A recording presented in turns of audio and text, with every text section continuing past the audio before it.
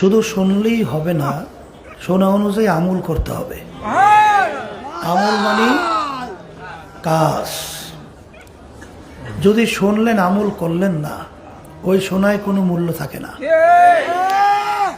এই জন্য আল্লাহ রসুল সাল্লাল্লাহু আলাইহি ওয়াসাল্লাম বলছিলেন, আল ইলমু বিলা আমালেন কা বাইতেন বেলা সাতেন, আল ইলমু বিলা আমালেন কা জামালেন বেলা রুহেন, আল ইলমু বিলা আমালেন কা সাজারেন বেলা সামারেন, আও কামা ক্বালা আলাইহি সাল্লাতু ওয়াসসালাম। জানা অনুযায়ী যে আমল করবে না, যেরকম ঘর আছে ঘরের ছাদ নাই, এই ঘরের কোনো মূল্য নাই। উট আছে উটের রূহ নাই, ওই উটের কোনো মূল্য নাই। গাছ আছে গাছে ফল নাই, গাছের মূল্য নাই। তা জানা অনুযায়ী যদি আমল না করি, ওই আলেমেরও কোনো মূল্য নাই। আমার আব্বাজান বলতেন, চরমনায়ের কোনো মুজাহিদ মূর্খ থাকতে পারবে না। কারণ আল্লামা রশিদ আহমদ গাঙ্গী রহমতুল্লাহি আলাইহি গালেবে গুমন তিনি বলছিলেন যে আন্নাসু কুল্লুকুম হালকা ইল্লাল আমিলুন আলিমুন, যে প্রত্যেক মানুষ ধ্বংসপ্রাপ্ত আলেম ছাড়া। ওয়াল আলিমুনা কুল্লুকুম হালকা ইল্লাল আমিলুন, আলেম হইয়া যে আমল করবে না সেও ধ্বংসপ্রাপ্ত। ওয়াল আমিলুনা কুল্লুকুম হালকা ইল্লাল মুখলিসুন, যে আমলের ভিতরে ইখলাস থাকবে না, ওই আমলের কোনো মূল্য থাকবে না। ইখলাস মানে একমাত্র আমার সমস্ত কাজ আল্লাহকে রাজি খুশির জন্যই হবে। কার রাজি খুশির জন্য? তো অনেকে মনে করতে পারেন, হুজুর আমরা তো দাওরা হাদিস পাশ করতে পারি নাই। দাওরা হাদিস পাশ করার নামই আলেম না। আমল করার জন্য যতটুকু এলেম দরকার, অতটুকু শিখলেই আপনি একজন আলেম। যেমন নামাজের ভিতরে ফরজগুলো, ওয়াজিবগুলো, এটা আপনার জানতে হবে। সুন্নাতে মুআক্কাদা জানতে হবে। কোনটা হারাম কোনটা হালাল, এটা আপনার আমার জানতে হবে। এটা না জানলে আপনি পার্থক্য করে চলবেন কিভাবে? এটা জানতেই হবে। এই জন্য আল্লাহ হাবিব সাল্লাল্লাহু আলাইহি ওয়াসাল্লাম বলছেন যে তলাবুল ইলমে ফরিজাতুন আলা কুল্লি মুসলিম, প্রত্যেকটা মুসলমান মহিলা পুরুষ তাদের ইলমে দ্বীন শিক্ষা করা ফরজ। এই জন্যই আমরা বলি, যারা চরমনায়ের মুজাহিদ হয়েছেন, মা বোনদের ভিতরে যারা তরিকার সাথে জড়াইছেন, যদি আপনাদের সহি তেলাওয়াত না হয়, সূরা যদি শুদ্ধ না হয়, আপনার 2 নম্বরের উপরে সবক নেওয়া ঠিক না। কারণ আপনার কেরাত যদি সহি না হয়, আপনার নামাজই তো হবে না। হবে? শোনেন, আরবি অক্ষরের ভিতরে টানের ভিতরে পর্যন্ত অর্থের পরিবর্তন হয়ে যায়। হয় কি হয় না? যেমন নাকি আমরা জিকির করি লা ইলাহা ইল্লাল্লাহ, আল্লাহ বাদে কেহ মাবুদ নাই। লা যদি নাটাই না পড়েন, তাহলে অর্থ হইবে আল্লাহ ছাড়া আরো মাবুদ আছে। ইমান থাকে? তাহলে অর্থ কি হয়ে গেল? পরিবর্তন হয়ে গেল। এর জন্য আপনার তেলাওয়াত সহি হওয়াই লাগবে। এই জন্য আব্বাজান রহমাতুল্লাহি আলাইহি, এই যে ৬৮,০০০ গ্রাম বাংলাদেশে তখন ছিল, আব্বাজান ঘোষণা করছিলেন ৬৮,০০০ বাংলার দেশের মধ্যে গ্রামের ভিতরে কোরআনুল কারীমের দ্বীনী প্রতিষ্ঠান প্রথম অবস্থায় প্রতিষ্ঠিত করতে হবে। তখন প্রথম অবস্থায় এখানে আল্লাহর বান্দা, বিশেষ করে আমাদের সামনে ঘুমাই আছেন হান্নান সাহেব, না আব্দুল হান্নান রহমাতুল্লাহি আলাইহি, তারা সহ আরো অনেক পুরান মুজাহিদরা ছিল। তারা প্রথমে এটা মক্তব আকারে শুরু করছে, এই গোয়ালখালী মাদ্রাসা। এখন তো আল্লাহর রহমতে দাওরা হাদিস, ইফতা, অনেক বিভাগ আল্লাহর রহমতে হয়ে গেছে। আপনাদের দোয়া এবং সহযোগিতায় আল্লাহ রাব্বুল আলামিন আরো বরকত দান করুন। আর মুরব্বীরা যারা এখন মাদ্রাসায় পড়ার বয়স নাই, তাদের জন্য আব্বাজান রহমাতুল্লাহি আলাইহি বয়স্ক প্রশিক্ষণ কোর্স প্রতিষ্ঠান প্রতিষ্ঠিত করে গেছেন। আলহামদুলিল্লাহ, আপনি 15 দিন যদি 2 ঘন্টা করে কথার কথা সময় দেন, তাহলে আল্লাহর রহমতে আপনি একজন আলেম হতে পারবেন। এখন এতটুকু যদি আপনার ত্যাগ না থাকে, তা আপনি নাজাত পেয়ে জান্নাতে যাইবেন কিভাবে?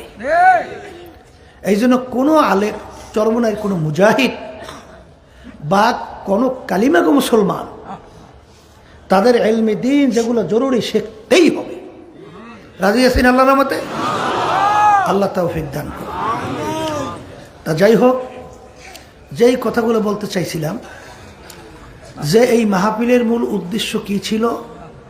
মূল উদ্দেশ্য হলো মামলা 2 প্রকার, একটা দুনিয়ার আর একটা আখেরাত। এখানে দুনিয়ার মামলার জন্য, তদবিরে জেতার জন্য এই প্রতিষ্ঠান প্রতিষ্ঠিত, মামলা করা হয় নাই। এখানে আখেরাতের মামলায় কিভাবে আপনি পরিত্রাণ পাবেন, জেতবেন, এই জন্যই এই প্রতিষ্ঠান বা এই মাহফিল ব্যবস্থা করা হয়েছে। কথা ঠিক কিনা?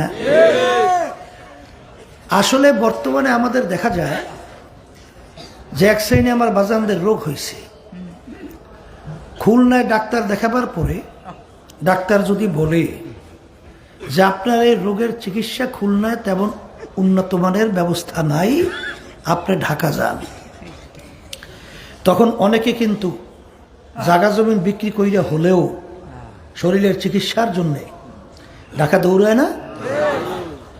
ঢাকার ডাক্তাররা যদি বলে যে এখানে আপনার চিকিৎসা সুবিধা হবে না, বিদেশে সিঙ্গাপুর আরও অন্য অন্য দেশে যেরকম নাকি উন্নত মানের ব্যবস্থা চিকিৎসার, সেখানে যান, তখন দেখবেন ঘরবাড়ি পর্যন্ত বিক্রি করে ফেলায়। কির জন্য? শরীরের চিকিৎসার জন্য। যত চিকিৎসা করুক না কেন, তারপরেও কিন্তু একদিন মরণ লাগবে। কথা ঠিক কিনা? তাই কিছুদিন শান্তিতে থাকা যাবে, এই জন্য কিন্তু সব চেষ্টা, সব ধরনের গুরুত্ব আমরা দিয়ে সেইভাবে চেষ্টা করি। কিন্তু আখেরাতের মামলায় যদি খোদা না কাছে একবার কেউ ঠগে, তাহলে দ্বিতীয়বার কিন্তু আপিলের সুযোগ নাই। আর ওই মামলার তদবিরের জায়গা কিন্তু দুনিয়াতে, আর ওই মামলার তদবিরের জন্য, চিকিৎসার জন্যই এই মাহফিলের ব্যবস্থা। কথা ঠিক কিনা?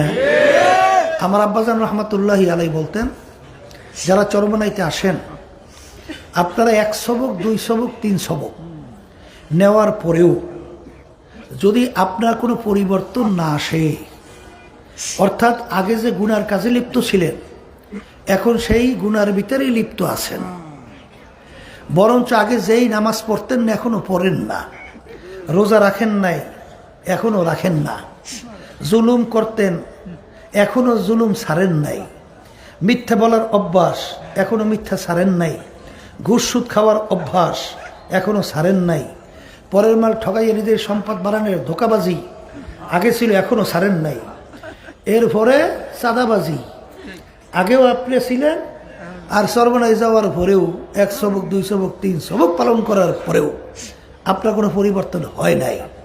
তখন আব্বাজান বলতেন যে আমাদের এই যে চিকিৎসার ব্যবস্থা চরমনাইতে, আর আমরা যে ডাক্তারি পরামর্শ দেই, প্রেসক্রিপশন, আমাদের ডাক্তারের মাধ্যমে আপনার চিকিৎসা হবে না। আপনি চরমনাই থেকে তাড়াতাড়ি যান, তাড়াতাড়ি যান, কারণ আপনার আখেরাতের ব্যাপারে চিকিৎসা কইরেই দুনিয়া থেকে বিদায় হতে হয়। কি কথা ঠিক কিনা? এক ডাক্তারের কাছে যাওয়ার পরে রোগের যদি পরিবর্তন না আসে, তখন ডাক্তার পাল্টায় না? না পাল্টান না? কোন বোকা ওই ডাক্তারের কাছে পড়িয়ে থাকে? তখন ডাক্তার পরিবর্তন করে। তা আব্বাজান বলতে চরমনাইতে আসছেন, যেই চিকিৎসার জন্য যদি নাই হয়, তাড়াতাড়ি এখান থেকে সরেন, অন্য যে কোনো এক আল্লাহর খাস বান্দাদের সঙ্গে সম্পর্ক রাখেন, তাদের পরামর্শ অনুযায়ী চলেন, তারপর আখেরাতের রুহের চিকিৎসা কইরা তারপরে দুনিয়া থেকে বিদায় নিয়ে কবরে রওনা করেন। কি জোরে বলেন, কথা ঠিক কিনা? এই জন্য আমার ভাইদেরকে বলবো, পর্দা আলে মা বোনদেরকে বলবো, শোনেন, আমি আপনাদের কাছে অনেক, তো এখন বর্তমানে যত দিন যায় রাত্র যায়, এই সপ্তাহ যায়, মাস যায়, বছর যায়, যুগ যায়, কেমন জানি মানুষগুলো কেমন জানি দৌড়াইয়া পাল্লা দিয়া কার আগে কে জাহান্নামে যাইতে পারে এই জন্য অস্থির হইয়া পাল্লাপাল্লি শুরু করছে। কথা ঠিক কিনা? আর এরকম ঘটনা একদিন হবেও, কারণ যেদিন আল্লাহ আল্লাহ আল্লাহ বলার মতো একজনও থাকবে না, তখন তো কিয়ামত হয়ে যাবে। কথা বলেন না কেন? তো এরকম একদিন হওয়া লাগবে না, কিন্তু ওই অবস্থায় আপনার আমি যেন না পড়ি। আল্লাহ আপনি হেফাজত করেন। এরপরে যত দিন রাত্র যুগ আসে, আল্লাহ রসুল সাল্লাল্লাহু আলাইহি ওয়াসাল্লাম ভবিষ্যৎবাণী করে গেছেন, হে আমার সাহাবারা, কিয়ামত পর্যন্ত উম্মতেরা, শেষ যুগের মধ্যে ঈমানদারদের ঈমানের উপরে মজবুত থাকা এত কষ্ট হবে, জ্বলন্ত একটা আগুনের আংটা কয়লা হাতের মুঠার ভিতরে রাত্রে রাখতে যত কষ্ট হয়, এর চেয়েও বেশি কষ্ট হবে ঈমানদারদের ঈমানের উপরে মজবুত থাকা। কি কথাটা খুব সহজ মনে করছেন নাকি? জ্বলন্ত আগুনের আংটা হাতে রাইখে দেখছেন, তার চেয়েও কষ্ট ঈমানের উপরে মজবুত থাকা। কিন্তু আল্লাহ রাসূল সাল্লাল্লাহু আলাইহি ওয়াসাল্লাম বলেন, যত কষ্ট হোক না কেন, এক শ্রেণী আমার উম্মতেরা থাকবে, আল্লাহর বান্দা বান্দিরা থাকবে, আল্লাহর ফজল করমে তাদেরকে ঈমান থেকে টলাতে সরাতে পারবে না, কিন্তু তাদের পরিমাণ সংখ্যাটা একটু কম হয়ে যাবে। সংখ্যা কি কম, কিন্তু যত কষ্ট হোক ঈমান থেকে সরাতে পারবে না। তা আল্লাহর ফজল করমে আমি তো নিয়ত করে বসছি, যত কষ্ট হোক আল্লাহর রহমতে ঈমান থেকে সর্বনা, ঈমানের মজবুতি আল্লাহর রহমতে ওই অবস্থায় থাকবো, যত কষ্ট হোক। এখন আপনাদেরকে নিয়ে মামুনকে নিয়ে সবাই আল্লাহু আকবার হাত উঠান, নারায়ে তাকবীর। আল্লাহ আপনি কবুল করে নিন। এখন নিয়ত তো করছেন, এখন নিয়ত করার পরে এটা বাস্তবায়নের ব্যবস্থা কে করবে? এই জন্য আল্লাহর কাছে দোয়া করা লাগবে। তাআত তৌফিক তাআত হামজাতু ইয়ামানাত ওয়া ইজাবাত হামজাতু। হে আমার দয়ার মালিক, নিয়ত করে বসছি, এখন এই নিয়তের উপরে মজবুত থেকে তুমি আমাদের ঈমানকে মজবুত রেখো। এখন আল্লাহর কাছে সাহায্য চাওয়া লাগবে না? সব সময় সাহায্য চাওয়া লাগবে। আর সব সময় দোয়া, বিশেষ করে সুন্নাত, রব্বানা লা তুজিগ কুলুবানা বা'দা ইয হাদাইতানা ওয়া হাব লানা মিন লাদুনকা রাহমাহ ইন্নাকা আনতাল ওয়াহ্হাব। হে আমার দয়ার মালিক, তুমি আমাকে হেদায়েত নসিব করার পরে, দ্বীনের বুঝ দেওয়ার পরে, মুসলমান বানাবার পরে, মালিক তুমি আমাকে ধ্বংস কইরো না, তুমি আমাকে গোমরা কইরো না, তুমি আমাকে পথভ্রষ্ট কইরো না। এই যে আল্লাহর কাছে সবসময় দোয়া করতে হবে। কথা ঠিক আছে?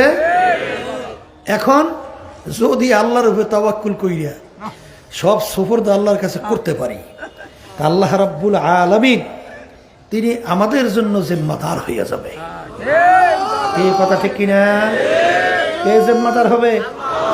হ্যাঁ, এই এখানে কিন্তু চালাকি মেলাকি চলে না, সব চালাক কিন্তু সব জায়গায় চলে না, সব সুফরদ আল্লাহর কাছে করতে হবে। তাহলে আল্লাহ রাব্বুল আলামিন চলার পথ আপনার আমার জন্য বহুত খুলে দেবে। কিভাবে খুলবে অত টেনশন চিন্তা নাই, আল্লাহর উপরে আপনি সফরদ করেন কইরা, তারপর আপনি তাওয়াক্কুল কইরা চলেন। আল্লাহ রাব্বুল আলামিন কি বলছেন? বহুত রাস্তা খুলবে। একটা উদাহরণ, ইউসুফ আলাইহিস সালাম, তাকে বিবি জুলাইখা 7 দরজার ভিতরে তালা মারি আটকাইছিল না? কয় দরজা?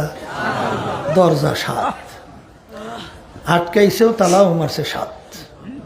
এখন বলতেছে, ইউসুফ আমার কথা তো মানতে হবে, এখন আমার কথা নামাইনি উপায় নাই, দরজা 7টা, তালাও মারছে 7টা, বের হওয়ার সুযোগ নাই। কোনো বেরোনোর কোনো সুযোগ তো নাই, রাস্তাও নাই। কিন্তু ইউসুফ আলাইহিসসালাম চিন্তা করছে কেমনে বের হবো, কেমনে বের হবো। আল্লাহর উপর তাওয়াক্কুল করছে। তাওয়াক্কুল করে মালিক কি হবে তা জানি না, আমি তাওয়াক্কুল কইরা দৌড় মারলাম। দৌড় মারার সঙ্গে সঙ্গে 7টা দরজার ভিতরে তালা আল্লাহ রাব্বুল আলামিন টাস টাস করে খুলে দিয়েছে। আটকাই রাখতে পারছে? পারে নাই? তাহলে বুঝতে হবে যে আল্লাহ রাব্বুল আলামিন রাস্তা খুলবে। কি রাজি আছেন আল্লাহর রহমতে? তা যাই হোক, যেই কথা বলতে চাইছিলাম, এক সাইডে আমার মুসলমান ভাইরা, পর্দা আলে মা বোনেরা, এখনো তাদের চালচলন কথাবার্তা এই অবস্থা দেখলে মনে হয় যেন তারা বিভিন্ন সন্দেহের মধ্যে দিন রাত্রি কাটাই গেছে। সন্দেহ, বুঝেন নাই? কিছু হয় না না হয়, কিছু হয় না না হয়। আবার আর এক সাইড আছে আশার সাগরে। কিসের সাগর? আশার সাগরে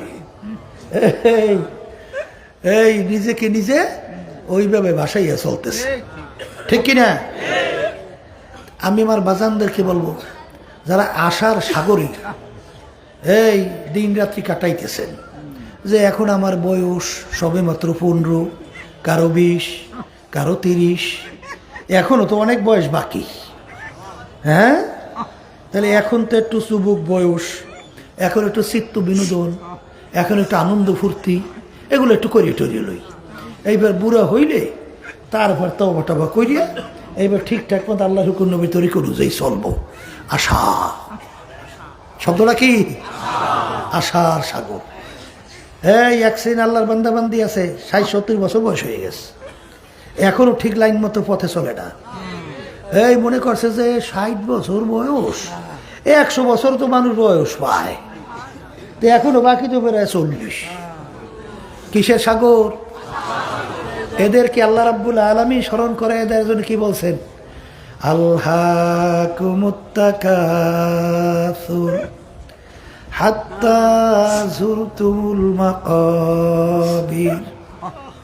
আরো বাঁচবো, আরো অনেক কিছু করব। দুনিয়ার ভিতরে একজন বের করতে পারবেন যে তার সব আশা পূরণ করার পরে দুনিয়া থেকে বিদায় নিয়ে কবরে গেছে? একজনও আছে? পাওয়া যায়? নাই, পাওয়াও যাবে না। এই দুনিয়ার ভিতরে সবচেয়ে বড় ধনী, সে কোনোদিন বলছে যে আমার সম্পদ আর লাগবে না? বলছে? এই বাংলাদেশের ভিতরে বড় ধনী ছিল, বিদেশে যাই চুরি করছে। এই নাম দরকার নাই, কি বলছেন? বিদেশে যাই চুরি করছে, বাংলাদেশের ভিতরে সবচেয়ে বড় ধনী। তাহলে বুঝে গেল আর এখনো লাগবে, শেষ হয় না। কি? তাহলে বুঝা গেল বাংলাদেশের ভিতরে বড় ধনী, এরপর অভাব যায় নাই। এখানে একটা কথা বইলে রাখি, অনেকে কিন্তু মুসলমান পর্দালে মা বোনরা ইসলামের কথা শুনলে ভয় পায়, বলে ইসলামী নিয়ম নীতি এত কঠোর, এত কঠোর, চুরি করলে হাত কেটে দেয়, চুরি করলে হাত কেটে দেয়। ইসলাম বোঝেন নাই, কথা বুঝছেন? ইসলাম শব্দের অর্থ শান্তি, এনে অশান্তি পাইবেন কই? ইসলাম কিন্তু সব চোরের হাত কাটার নির্দেশ ইসলাম দেয় নাই। চোরও কিন্তু 2 প্রকার। চোর কয় প্রকার? 2 প্রকার। এক প্রকার চোর হইল স্বভাবী চোর। বলেন, মুখস্থ করেন। স্বভাবী। আর এক ধরনের চোর হইল অভাবী। একটা হইল অভাবী চোর, আর একটা স্বভাবী চোর। অভাবী চোর কোনটা? ঘরে কোনো খানা নাই, বাচ্চাগুলো পেটের ক্ষুধায় কান্দে, এই নিজেও পেটের ক্ষুধায় অস্থির, দিক বিদিক হারাই ফেলছে, কোনো রাস্তা পায় না, তখন অনুপায় হইয়া চুরি করে বসছে, নাহলে উপায় নাই। এইটা কোন চোর? অভাবী। ইসলাম বলছে এই চোরের হাত কাটার নির্দেশ ইসলামে নাই। কথা বোঝেন? আর স্বভাবী চোর কি? আমাদের দেশের এমপি মন্ত্রীরা। কারা? এমপি মন্ত্রী ওরা সবই তো অভাবী চোর। হ্যাঁ, এই বাংলাদেশের ভিতরে টিআইবি একটা সংস্থা 100 এমপি মন্ত্রী নিয়ে একটা তদন্ত করছে। তদন্ত করার পরে একটা রিপোর্ট বের করছে, ফলাফলের ভিতরে দেখা গেল 100 জন এমপি মন্ত্রীদের ভিতরে 97 জনের মতো এমপি মন্ত্রী চোর, দুর্নীতিগ্রস্ত।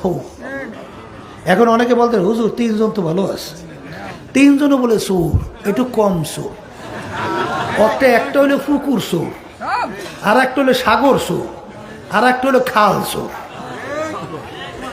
বুঝলেন নাই? খাল চোর, পুকুর চোর, খাল বুঝেন তো? এই তাইলে কি বুঝলেন? 100 জনের মধ্যে 100 জনই দুর্নীতিগ্রস্ত। এর সব কি অভাবী না স্বভাবী? এই চোরাগু কারণে আমাদের দেশ তো সুন্দর দেশ, বাংলাদেশটা স্বর্ণের দেশ। এই দেশটাই চোরদের কারণে ধ্বংস হয়ে গেছে। কত বড় মারাত্মক ব্যাপার! হ্যাঁ, কি আফসোস। ওই যে প্রেসিডেন্ট ছিল আওয়ামী লীগের সময় আব্দুল হামিদ সাহেব, তা প্রেসিডেন্ট ওই যে সংলাপ করতো না, তাই আমাদেরকেও যখন সংলাপের জন্য দাওয়াত করছে আমিও গেছিলাম। তাই প্রেসিডেন্টের পাশে চেয়ার আমি বসছি। তো এখন আমাদের এক লোক বলতেছে, প্রেসিডেন্ট সাহেব আপনি যে একটা কথা বলছিলেন, ওই কথাটা আমরা বিভিন্ন জায়গায় উদাহরণ দিয়ে বলি। তো প্রেসিডেন্ট বলতেছে, কি কথা? বলে আপনি বলছিলেন বাংলাদেশে প্রতি বছর যে টাকা দুর্নীতি হয়, চুরি হয়, এই প্রতি বছর দুর্নীতি চুরির টাকা দিয়া পদ্মা সেতুর মতো একটা পদ্মা সেতু প্রতি বছর তৈরি করা যায়, প্রতি বছর। এখন প্রেসিডেন্ট বলতেছে, আপনারা ভুল শুনছেন মনে হয়, কথার কথা। আমি একটা পদ্মা সেতুর কথা বলি নাই, আমি বলছি 2টা পদ্মা সেতু তৈরি করা যায়, 2টা পদ্মা সেতু। এই পরিমাণ দুর্নীতি হয়, বুঝেন না? এই যে আওয়ামী লীগের সময় ভূমিমন্ত্রী, হ্যাঁ, বিভিন্ন পত্রিকায় রিপোর্ট বেরোইছে না, 3টা দেশের ভিতরে তার বাড়ির সন্ধান পাওয়া গেছে 620টার মতো বাড়ি, 620, 3 দেশের ভিতরে। এটা বিভিন্ন রিপোর্টে বেরোইছে। আচ্ছা, এইটা যদি বাড়ির সংখ্যা, তো অন্যান্য সম্পদ কি পরিমাণ আল্লাহ জানে। তো এই যে দাম বলে বাড়ি প্রায় 5,700 কত কোটি টাকা বলে মূল্য। তো এই টাকা সব তার আব্বাই রেখে গেছে, এই ওয়ারিস সূত্রে পাইছে, এই টাকাই দিতে বাড়ি করছে। হ্যাঁ, কি ওই ক্ষমতার চেয়ারে বৈশা বৈশা। আর আমাদের দেশে মানুষের পরিবর্তন কবে হবে আল্লাহ ভালো জানে, জানি না। এই একটু এই যে কালো টাকার তাণ্ডবে, এই চুরি করিয়া টাকা করবে কি? তখন তো এই নির্বাচনে গন্ডগোল বাজায়। কথা বুঝেন না, বোঝেন না? আর এক সাইডে আমার বাজানরা পর্দা হলে মা বোনরা আছে, এই চুরি করা টাকা, এই চাঁদাবাজি করা টাকা, এইগুলো নির্বাচনের সময় এগুলো ব্যবহার করে একটা প্রভাব সৃষ্টি করিয়া বারবার আমাদেরকে বোকা তৈরি বানাইয়া, তো বোকা করিয়া আমাদেরকে পাড়াইয়া এবার ক্ষমতায় যায়, যাই ওই কেম করে। কথা ঠিক না বেঠিক? এই জন্য বলছিলাম অভাবী আর স্বভাবী। এখন এই যারা নাকি এই বাংলাদেশের সম্পদ চুরি করে, এগুলো অভাবী চোর না, এগুলো স্বভাবী চোর। এই আর বেশি না, যদি একটা ধরিয়ে প্রকাশ হাত কাইটা দেন, বাংলাদেশ চোর মুক্ত। আপনি দেখেন সৌদি আরবের কথা শুনছি, আপনি 12 বছর যুগ বললে দেখবেন একটা লোকের হাত কাটা গেছে, এরকম তো মনে হয় 20 বছর 25 বছরেও এরকম ইতিহাস নাই। তাইলে আপনার যেগুলো খুন করে, যেগুলো চুরি করে, এগুলোর যদি শাস্তির যদি বিধান না থাকে, তাইলে হে দেশ সুন্দর চলে। কিন্তু আল্লাহর রহমত আপনাদের দোয়ায় এমন বাস্তবায়ন লাগবেই। কথা ঠিক কিনা? ওই শুনছিলাম ঢাকা এক নেতা এসে আমার কাছে বলে, হুজুর এই 5ই আগস্টের পরে আমি দেখ মসজিদের সভাপতি, মসজিদের সভাপতি। হুজুর আমি পিছনে নামাজ পড়ি, দেখি মুসল্লিদের অবস্থা কি। হুজুর 5ই আগস্টের পরে মুসল্লির সংখ্যা 3-4 কাতার বাড়িয়ে গেছে। কথা বোঝেন নাই? পরিবেশ পরিবেশ পরিবেশ পরিবেশের কারণে মানুষের চরিত্র ভালো হয়, অটো ভালো হয়, অটো ভালো হয়। আর পরিবেশ না থাকলে খারাপ, ভালো মানুষগুলো খারাপ হয়ে যায়। এগুলো বাস্তব কথা, ঠিক না? এই জন্য বলছি ইসলাম হইল এমন এক নীতি আদর্শ, যেই নীতি আদর্শের মধ্যে একটা পিঁপড়ার পর্যন্ত স্বাধীনতার নিশ্চয়তা আছে, একটা গাছের ডাল পাতার পর্যন্ত স্বাধীনতার নিশ্চয়তা আছে। আছে না নাই? তাই যেই কথা বলতে চাইছিলাম, এক শ্রেণী আমার মুসলমান বাজানরা, পর্দা আলেম মা বোনেরা, ইসলামের কথা শুনলে ভয় পায়। আবার ইসলামের ভিতরে কিন্তু ওই গ্রামে একটা কথা আছে, গুন্ডায় ধরছে, ইসলামের গুন্ডায় ধরছে, বুঝলেন? আসলে মূল ইসলামকে বাদ দিয়া এখন গুন্ডামি ইসলাম আমাদের সামনে উপস্থাপন করিয়া আজকে ইসলামের ব্যাপারে মানুষের বিভিন্ন সন্দেহ তৈরি করে দিয়েছে। ইসলামের ভিতরে যদি অহরহ মিথ্যা কথা বলে, এটা ইসলাম? আসতে কয় এই ইসলাম দিয়ে যদি ভিতরে একটা বাহিরে আরেকটা থাকে, এটা ইসলাম? হ্যাঁ, ইসলামের গুন্ডা দোষ। আল্লাহ হেফাজত করুক। আর এই গুন্ডা ইসলাম থেকে আল্লাহ যদি আমাদেরকে হেফাজতে রাখে। এই জন্য আমার বাজানদেরকে বলবো, পর্দারে মা বোনদেরকে বলবো, শোনেন, হুশ করে পা বাড়াতে হবে। মন চাইলে যেদিকে এসে সেদিকে পা বাড়ানোর দরকার নেই, এলে কিন্তু ধ্বংস, এলে কিন্তু বিপদ আছে। মন চাইলে সেদিকে সেদিকে পা বাড়ানো যাবে না, বুঝতে শুনে লইতে হইবে। কথা ঠিক কিনা? আমার আব্বাজান রহমতুল্লাহ আলাই বলতেন, চরমনাইতে আসেন, আবেগে কেউ মুড়ি দইয়েন না, আগে ভালো করে বুঝেন। কি মনে আছে বুড়েন মুজাই? কাকার মনে আছে? একটু আতুরান দেই। এই দেখেন, আবেগে মুড়ি টুড়ি ধইয়েন না। চরমনাইতে আসছেন, আগে ভালো করে জানেন, দেখেন, বোঝেন, এরপরে আপনার মুড়ি ধোয়ার চিন্তা করিলেন। খালি আবেগে মন চাইছেই আর মুড়ি ধোয়া তা যাবে না। কথা ঠিক কিনা? তাহলে যারা নাকি ইসলাম নিয়ে চিন্তা করেন, বিভিন্ন ধরনের ভয় পান, আমি সেই বাজানদেরকে বলবো, পর্দা আলে মা বোনদেরকে বলবো, ইসলাম শব্দের অর্থ শান্তি। এর ভিতরে অশান্তি আছে? কোন অশান্তি আছে? অশান্তি নাই। আসলে বাস্তবতা হলো, আপনি যদি দুনিয়াতে শান্তি চান, ইসলাম নীতি আদর্শ ছাড়া শান্তি কোনোদিন আসে নাই, আসবে না। কথা ঠিক কিনা? এই গেল এক। আর দ্বিতীয় কথা হইল, যারা আশার সাগরে ভাসছেন, আমি সেই বাজানদেরকে হলো, পর্দা আলে মা বোনদেরকে হলো, খবরদার। আল্লাহ রাব্বুল আলামিন কি বলেন? আলহাকুমুত তাকাসুর হাত্তা যুরতুমুল মাকাবির।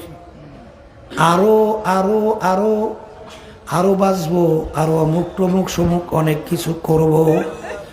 আমার মালিক বলেন, আশা করতে করতে করতে করতে একটা সময় দেখবা তোমার আশা আশাই থাকবে, মালাকুল মাউত তোমার কাছে হাজির হবে। তোমার আশা আশাই থাকবে, বাস্তবায়ন আর কোনো দিন হবে না। এই জন্য কোনো জ্ঞানী, কোনো বুদ্ধিমান, কোনো পণ্ডিত কোনো কাজ বাকিতে রাখে না বাজান। তারা সঙ্গে সঙ্গে খালেস তওবা কইরা আর বাকির জন্য সময়কাল ক্ষেপণ করে না। জোরে বলেন কথা ঠিক কিনা? আল্লাহ যখন মাহফিলে নিয়ে আসছেন, আমার মালিকের কাছে দোয়া করেন, মালিক সব ফুল কালাম আপনার হাতে, আপনি যেরকম ইচ্ছা সেরকম সেদিকে ঘুরাইয়া দিতে পারেন। দয়া মায়া কইরা আমার দিলকে আপনার মুখী কইরা দেন। মালিক সহি বুঝ আপনি আমাকে দান করেন, এবং আপনার হুকুম, আপনার নবী আমাদের, আপনার রসুল আমাদের নবী মুহাম্মদুর রাসূলুল্লাহ সাল্লাল্লাহু আলাইহি ওয়াসাল্লাম তার পথ অনুসরণ কইরা আমাদেরকে চলার তৌফিক দান করে। হে আল্লাহর বান্দারা, পর্দা আলের মা বোনেরা, আখারে গোয়ালখালীর মাহফিল আজকে শেষ দিন, কে নিয়ে এখান থেকে যাব? আমি বাজানদেরকে বলবো, পর্দারে মা বোনদেরকে বলবো, বাজান আমরা কিন্তু ভালো করে চিন্তা ভাবনা করে দেখলাম, বাজান দুনিয়ার ভিতরে বহুত কিতাব, বহুত বই পুস্তক, বহুত কিছু আমরা দেখি, বহুত কিছু আছে। আজ পর্যন্ত কোনো কিতাব, কোনো বই, কোনো লেখক লিখতে পারে নাই, দেখাতেও পারে নাই আমার কিতাবে বইতে কোনো ভুল নাই। বরঞ্চ বাজার যত লেখক, যত বই লেখক, যত কিছু লেখে, সবাই কিন্তু ভূমিকায় লেখে। আমার কিতাবে বইতে কোনো ভুল হইলে দয়া করে জানাবেন, পরবর্তী সংস্করণ আমি সংশোধন করব। এ কবরের যাত্রীরা, দুনিয়ার ভিতরে একটাই কিতাব, যেই কিতাবের শুরুতে আল্লাহ রাব্বুল আলামিন চ্যালেঞ্জ দিয়ে রাখছেন। চ্যালেঞ্জ দিয়া বলেন, যালিকাল কিতাব লা রাইবা ফীহি, এই যে কিতাব দেখো, এই কিতাবের ভিতরে ভুল সন্দেহ বলতে কিছু নাই। এ কবরের যাত্রীরা, আল্লাহর বান্দারা, পর্দালের মা বোনেরা, হে শিক্ষিত আমার বাবারা, হে বড় বড় অফিসার আমার বাবারা, হে বড় বংশের আমার বাবারা, পর্দালের মা বোনেরা, হে ধনী জমিদার, বিভিন্ন শিল্পপতি আমার বাবারা, দুনিয়া কিন্তু ক্ষণস্থায়ী, আখেরাত কিন্তু স্থায়ী। একটু মাঝে মাঝে চিন্তা করো, এরপর মোরাকাবা করো, আর চিন্তা কইরা দেখো যে কোরআনুল কারীম সত্য না কোনো ভুল আছে। আরবের কাফেররা, আরবি বস্ত, তারাও কিন্তু কোরআনুল কারীম নিয়ে রিসার্চ করার পরে কোরআনুল কারীমের ভিতরে কোনো ভুল বের করতে পারে নাই। বাজান এই 1500 বছর প্রায় কাছাকাছি হয়ে গেল। এই 1500 বছরের মধ্যে বহুত দার্শনিক, বহুত বৈজ্ঞানিক, বহুত শিক্ষিত, বহুত পণ্ডিত দুনিয়ার থেকে বিদায় নিয়ে চলে গেল। আজ পর্যন্ত তারাও কিন্তু ভুল বের করতে পারে নাই। এখন আমাদের মাঝে কোরআনুল কারীম আছে, এখনো চ্যালেঞ্জের আয়াত কিন্তু কোরআনুল কারীমের মধ্যে আছে। আমার বাজানদেরকে বলবো, পর্দালে মা বোনদেরকে বলবো, বাজান মাঝে মাঝে চক্ষু বন্ধ করো, মুরাকাবা করো। যেদিন দুনিয়ার থেকে বিদায় নিয়ে কবরে যাব, ওই কবরে কিন্তু আমার পীর যাবে না, আমার দল যাবে না, আমার দলের নেতা নেত্রী যাবে না, আমার বংশের কেউ যাবে না। ওই কবরে কিন্তু কোনো বংশের পরিচয় চলবে না, টাকার গরম চলবে না, শিক্ষার গরম চলবে না, ক্ষমতার দাপড় চলবে না। ওই কবরে কিন্তু 3টা কাপড় দিয়া, প্যাচ দিয়া, মাথার ভিতরে, মাজার ভিতরে, পায়ের ভিতরে বান্ধিয়া তোমাকে নিয়ে মাটির গর্ভের ভিতরে দাফন করবে। তখন কিন্তু তোমার কেউ আপন নাই। ওই সময় যদি আমার মালিক তোমার আমার আপন না হয়, তখন ওই কবরে খবর নেওয়ার কেউ নাই। এই জন্য আমার বাজানদেরকে বলবো, পর্দালে মা বোনদেরকে বলবো, কোরআনুল কারীম কিন্তু সত্য। আর কোরআনুল কারীমের ভিতরে আমার মালিক যা যা বলছেন তাও তো সত্য। আমার মালিক তোমাকে আমাকে দুনিয়াতে পাঠাইয়া আমার মালিক ঘোষণা করেন, তোদেরকে আমি কেন সৃষ্টি করলাম। ওমা খলাকতুল জিন্না ওয়াল ইনসা ইল্লা লিয়াবুদুন, আমি মানুষ এবং জিন এই 2টা জাতিকে আমি সৃষ্টি করার কারণ কি? আমার মালিক বলেন আমার ইবাদতের জন্য। এখন অনেকে বলতে পারেন, হুজুর অন্য অন্য মাখলুকাত গুলো আমার মালিক কেন বানাইলেন? আমার মালিক ওই সত্য কালামের ভিতরে, কোরআনুল কারীমের ভিতরে বলছেন, ওয়াখুলিকা লাকুম মা ফিল আরদি জামিআ, আমি অন্যান্য মাখলুকাত গুলো বানাইলাম তোমাদের খেদমতের জন্য। বাজান আমরা গরু পালি, গাবি গরু পালি দুধ খাওয়ার জন্য। গাবি গরুর বাচ্চা হবে, বংশ বিস্তার লাভ করবে। আরে আমরা গরু জবাই করি, আমাদের গোশত খাওয়ার কাজে লাগে, আমাদের হাল চাষের কাজে লাগে, আমাদের অন্য অন্য কাজে লাগে। আরে একটা মানুষ যদি দুনিয়ায় না থাকে, গরুর কিন্তু কিছু আসে যায় না। গরু বানাইলো মালিক আমাদের জন্যে। আমরা সূর্য দেখতেছি, সূর্য না থাকলে কোনো মানুষ কিন্তু বাঁচবে না। সূর্য বানাইলেন মালিক আমাদের জন্যে। কোনো ফসলাদিও সূর্য না থাকলে হবে না, তাইলে সূর্য বানাইলেন আমার মালিক আমাদের খেদমতের জন্য। মাছ বানাইলেন আমার মালিক আমাদের খেদমতের জন্য। একটা মানুষ যদি না থাকে, মাছের কিন্তু কিছু আসে যায় না। গাছ বানাইলেন মালিক আমাদের জন্য। গাছ না থাকলে আমরা ফার্নিচার কিভাবে বানাইতাম, আকারে লাকড়ি চুলা আগুন দিয়া কিভাবে ভাত তরকারি পাক করতাম। বাজান গাছ আমাদের কাজে লাগে। একটা মানুষ দুনিয়ায় না থাকলে গাছের কিন্তু কিছু আসে যায় না। তাইলে সমস্ত মাখলুকাত বানাইলেন মালিক আমাদের জন্য, আর আমাদেরকে মালিক বানাইলেন তার ইবাদতের জন্য। আমার বাজানদেরকে বলবো, পর্দালে মা বোনদেরকে বলবো, বাজান আমার মালিক তোমাকে আমাকে সর্দার কইরা মাখলুকাতের ভিতরে বানাইলেন। আহারে তাকাইয়া দেখো একটা বড় গরু, ওর কাদের উপরে উঠে একটা ছোট্ট শালিক পাখি। বাজান ওকে ভয় করে না, ওর থেকে খোটাইয়া খোটাইয়া বিভিন্ন পোকা খায়। আহারে আর ওই পাখিটা যদি দূর থেকে একটা ছোট মানুষও দেখে, ও আস্তের উপরে ফুরুত করে আকাশের দিকে উড়ে যায়। আর ওকে কে চিনাই।